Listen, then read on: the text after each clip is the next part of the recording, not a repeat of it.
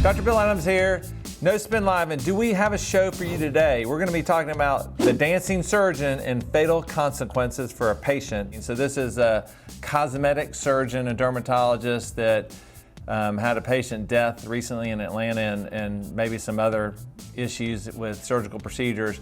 You know, Jason, I'm going to start with you. There's a lot to talk about in this, isn't there?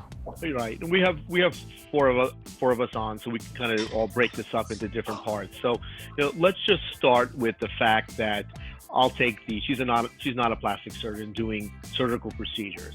So let's just start with that. She's advertising herself as a plastic surgeon. Now, bad things can happen in our hands and other people's hands. We've covered some of the problems with buttock fat grafting, Dan, and some deaths with that. So we know that among real plastic surgeons, bad things can happen. But why take the chance to go to someone who's non-board certified, who's not a plastic surgeon, to do an invasive procedure? So I think just starting from that's just dead wrong. But otherwise, bad things can happen, and a lot of things went wrong in this case. So I'll start with not a plastic surgeon doing plastic surgery. First ding. Next.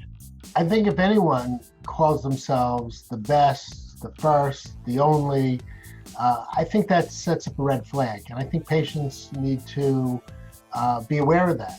A person who is truly skilled is generally going to be a little bit more humble, and at least the people I share company with would be hesitant to call themselves by those terms. Certainly someone who's not even board certified in the specialty, and then to say that they're the best, that kind of scares me. And when someone uses the term that they're a cosmetic surgeon rather than a plastic surgeon, that's almost like saying, well, I took a weekend course, or I taught myself, I did this because I didn't go through plastic surgery training. I'm not a plastic surgeon, but I want you to think I am a plastic surgeon, so I'm not going to tell you everything you really need to know. The whole thing's just deceptive. It's fraudulent. This person was a dermatologist. So did dermatologists do surgical training? Dermatologists aren't trained as surgeons. There are some procedures they do, removing skin lesions. Some of them will do some local anesthetic procedures, small area liposuctions. But this woman on the videos, the other thing she's famous for were these intraoperative music videos. And she was doing surgical procedures where her knife was moving to the beat of the music. And that takes it to a whole nother level of wrong, that in surgery, you are paying attention to your surgery, not entertaining everyone around you. So there are dermatologists who are very well qualified to do procedures, but the level of procedures she was done, also her operating room, I would suspect was not accredited, because in one of the stories, they said when they had to call 911, the elevators in her building did not fit a stretcher. So the paramedics had to carry the patient up and down the steps. So it's not only the surgeon, but the place where you're having surgery as well. I want to cut it similar to Pat. When you're a surgeon in the operating room and your patient's asleep, it is almost as intense as a code. You should be focused on that patient 100%.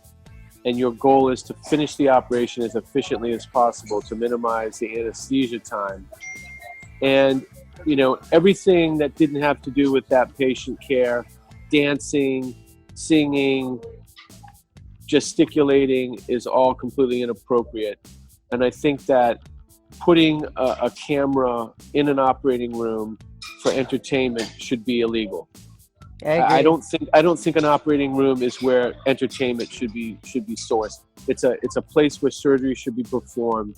How do they do these procedures? Because most of them don't have hospital privileges to do what they're doing, right, in their office ORs. I mean, I don't understand how some of the people get the guts to embark on some of these things. I mean, some of these are complex surgeries, and you can get into some bleeding from some of these big excisional procedures. I mean, it's a tough case. We sweat every case. Nothing is minor that we do. Every little case, little cyst, stitch by stitch is a millimeter by millimeter surgery. And as I've said before to all you guys, when you're in the operating room, you need to focus, you need to get done efficiently, and you need to really get that patient off the table safely. Yeah, it's just a shame that this happened to this woman. It's a shame that there's other people that obviously been harmed by this individual. But it gets back to something we talked about before, and my blood boils every time we're having to say this again, but I don't understand why the government has an important role to protect the public. and the regulators and the state boards that handle the medical licensing, they need to do something about this, because if you have people that are not going through the proper training, every one of you guys on this show is educated residents and trained people and done education for many, many years. And you know how long that takes and how many years of training it takes to train a resident. And these are people that are going to weekend courses, or maybe they had 6 months of training but no formal surgical training. It's a joke. None of these people have hospital privileges to do the procedures they're doing in their office. And that is a state, in my opinion, that's a state board issue. The state boards need to take control. They need to say you can't do procedures in your office that you don't have hospital privileges to do. And that would save countless lives.